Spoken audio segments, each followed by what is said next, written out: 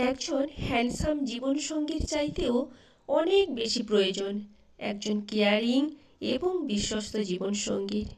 কারণ সময়ের সঙ্গে সঙ্গে চেহারা ফুরিয়ে যায়, সৌন্দর্য আর থাকে না। তখন যেটা থাকে সেটা হলো দুজন মানুষের মধ্যে বোঝাপড়া আর বন্ধুত্ব।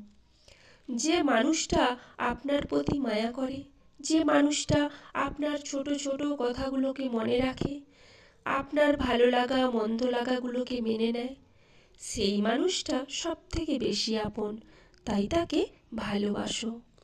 তার পথ চলাতে আপনার হাতটা শক্ত করে ধরে আপনাকে নিয়ে কিভাবে চলতে হয় সেটা সে জানে।